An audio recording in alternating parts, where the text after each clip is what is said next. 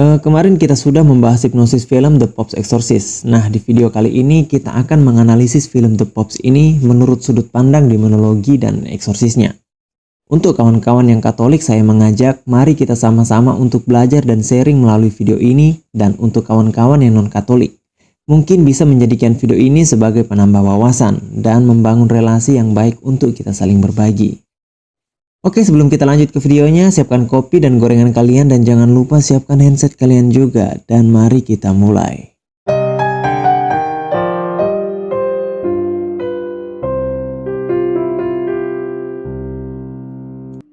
Di awal film, kita disuguhkan dengan aksi Pastor Gabriel yang berhasil memprovokasi iblis di dalam diri seseorang yang mengaku sebagai legion.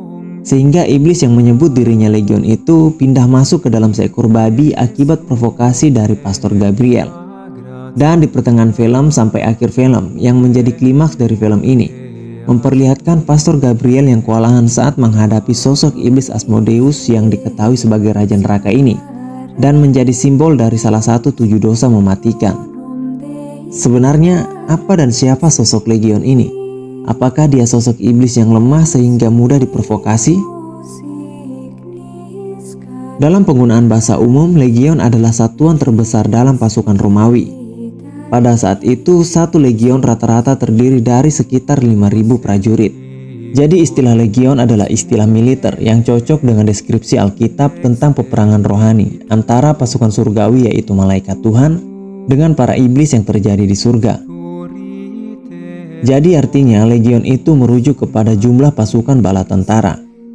Dalam kitab suci pun menceritakan tentang Yesus yang mengusir setan-setan yang merasuki orang Gerasa, khususnya di Injil Markus 5 ayat 7-10 yang berbunyi, dan dengan keras ia berteriak, "Apa urusanmu dengan aku, hai Yesus, anak Allah yang maha tinggi? Demi Allah, jangan siksa aku."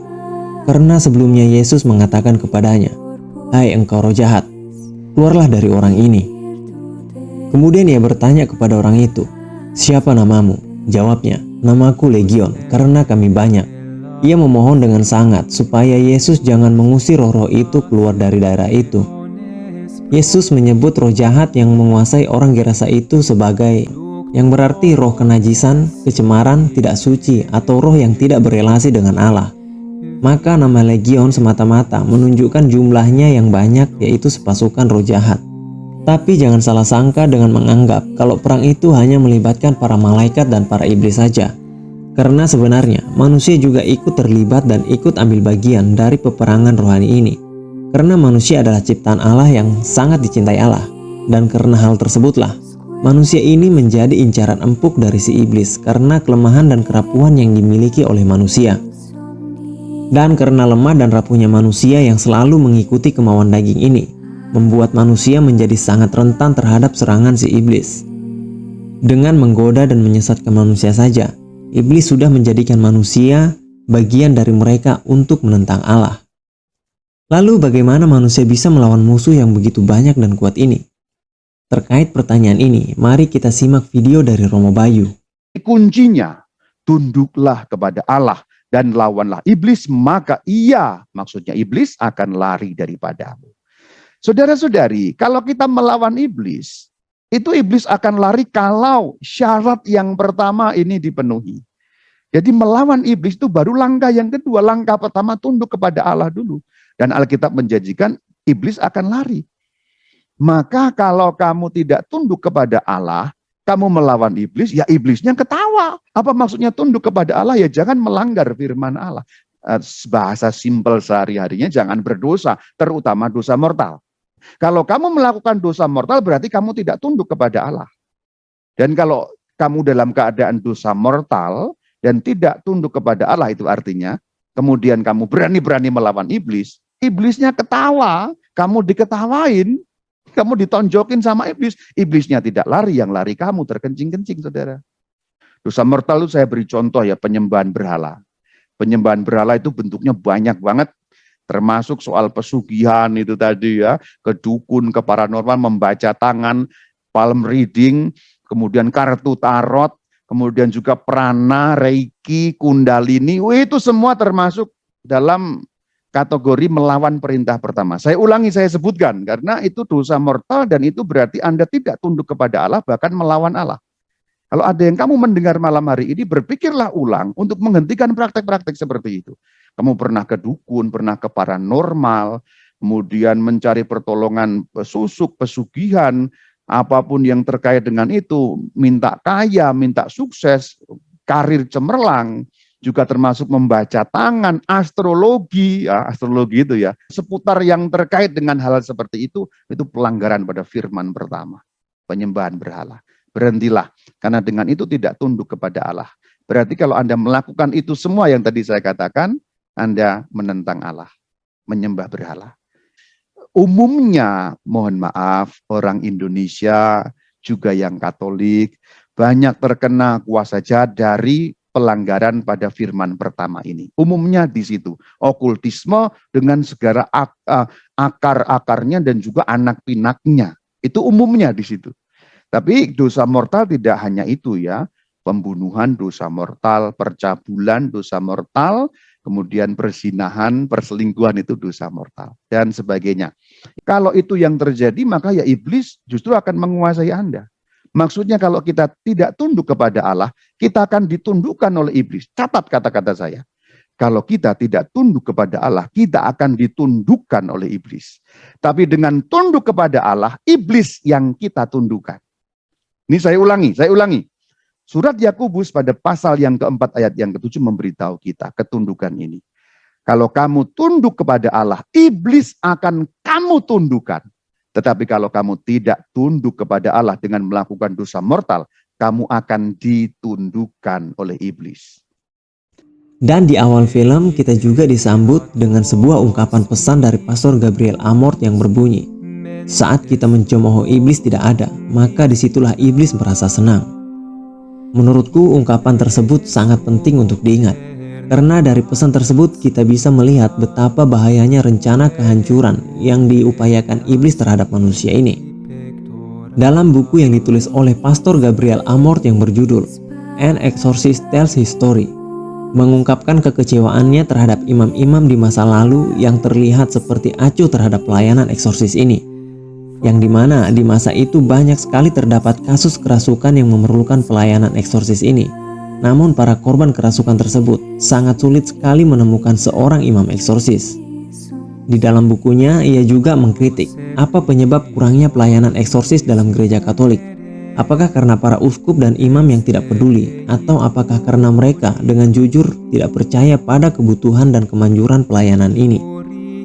Dalam tulisannya tersebut, ia dengan gamblang menyuarakan kritiknya terhadap para imam yang mengabaikan pelayanan eksorsis ini.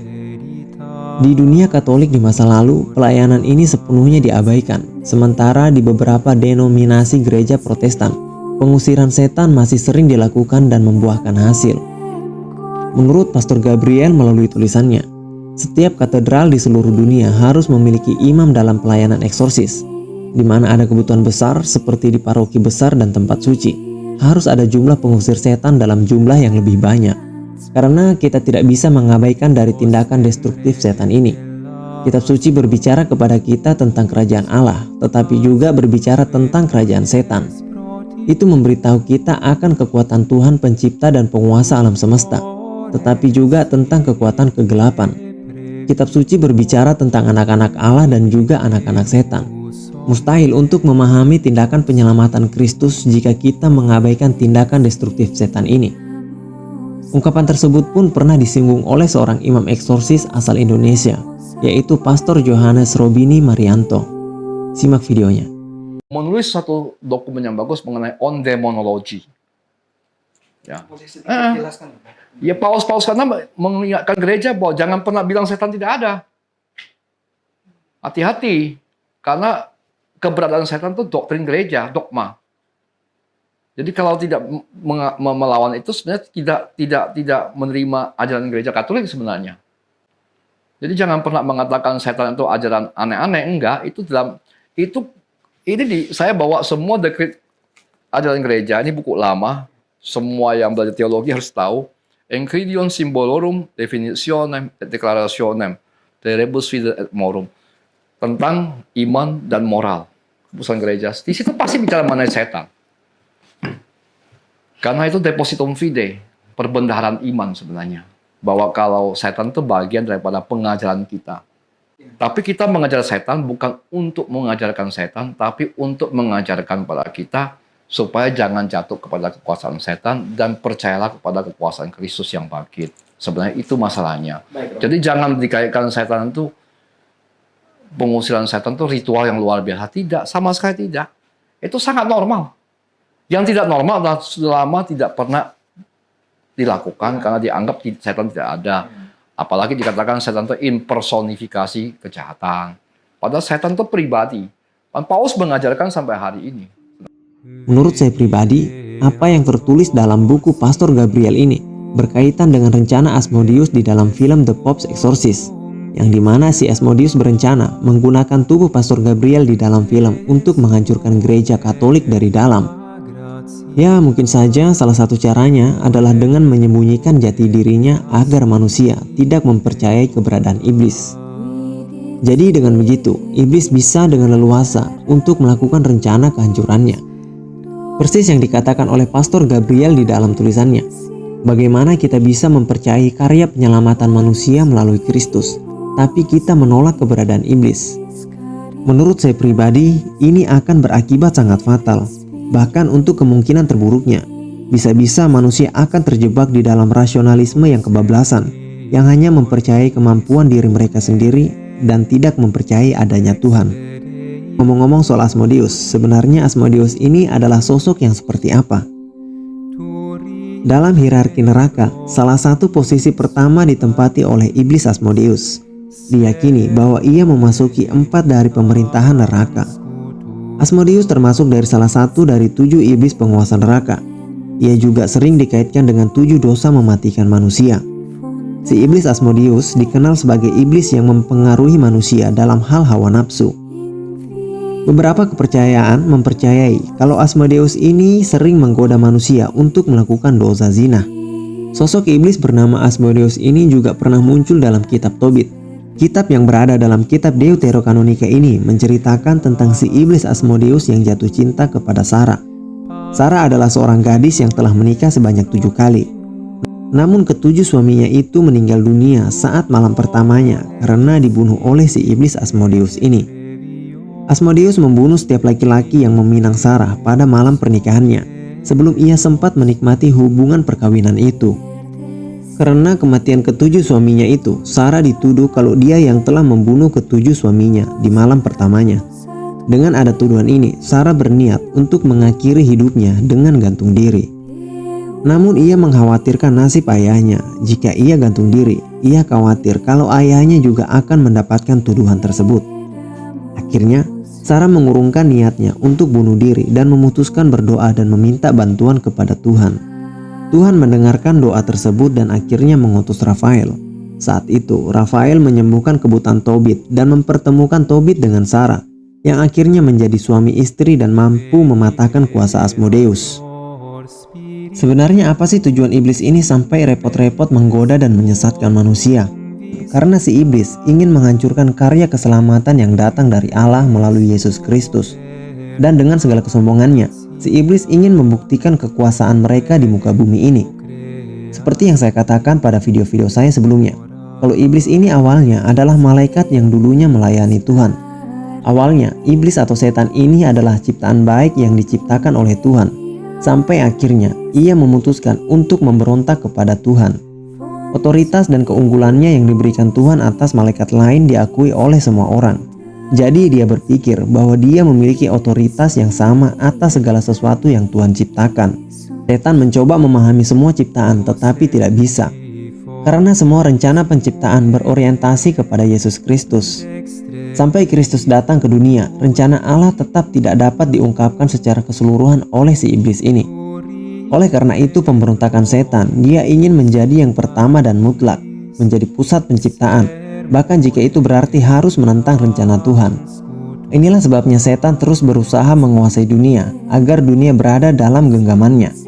Dimulai dari nenek moyang kita Adam dan Hawa, si iblis ini berusaha memperbudak manusia dengan membuat mereka mentaati dirinya sendiri dan tidak mentaati Allah.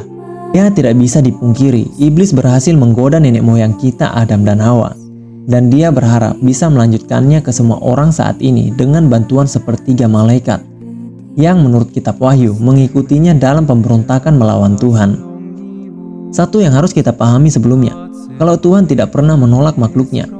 Oleh karena itu, meskipun mereka memutuskan hubungan dengan Tuhan, setan dan para malaikatnya tetap mempertahankan kekuasaan dan pangkat mereka, seperti tahta dan dominasi, bahkan jika mereka menggunakan kekuasaan itu untuk tujuan yang jahat. Maka dari itu, karena kekuasaan yang setan terima dari Tuhan sewaktu menjadi malaikat dulu, dia mencoba untuk menjadikan kita sebagai pengikutnya yang menentang Tuhan, sama seperti halnya dia menentang Tuhan. Sampai akhirnya karya keselamatan yang datang dari Kristus menghancurkan segala pekerjaan iblis ini untuk membebaskan manusia dari perbudakan setan, dan untuk mendirikan kerajaan Allah setelah menghancurkan kerajaan setan ini. Tapi antara kedatangan Kristus yang pertama dan kedatangan Kristus yang kedua dengan penuh kemenangan sebagai hakim nanti, iblis mencoba menarik sebanyak mungkin orang ke sisinya. Ini bisa dikatakan sebagai pertempuran yang iblis lakukan dengan penuh rasa keputusasaan, karena dia atau iblis tahu kalau dia tidak akan pernah berhasil melawan karya keselamatan yang datang dari Tuhan. Jadi misi dan tujuan iblis itu tidak lain dan tidak bukan adalah perbudakan, penguasaan, dan kehancuran. Oke, kembali lagi tentang film The Pope's Exorcist ini. Di balik kesuksesan dan meledaknya film The Pope's Exorcist ini, ternyata film ini menerima beberapa kritikan pedas dari kelompok eksorsis dari Vatikan. Beberapa waktu lalu, International Association of Exorcists, yaitu sebuah kelompok yang diakui oleh Gereja Katolik, mereka mengeluarkan suara yang menyatakan keberatan mereka terhadap penggambaran film eksorsisme dan karakter Pastor Amor di dalam film ini. Organisasi tersebut menyatakan bahwa judul film tersebut terkesan sangat lancang, dan trailer dari film The Pope ini menyiratkan kurangnya ketergantungan pada subjek yang sensitif dan relevan. Dalam suratnya, mereka menganggap penampilan dari Russell Crowe saat memerankan Pastor Amor sangat tidak sesuai dengan karakteristik seorang imam yang dimiliki oleh Pastor Amor.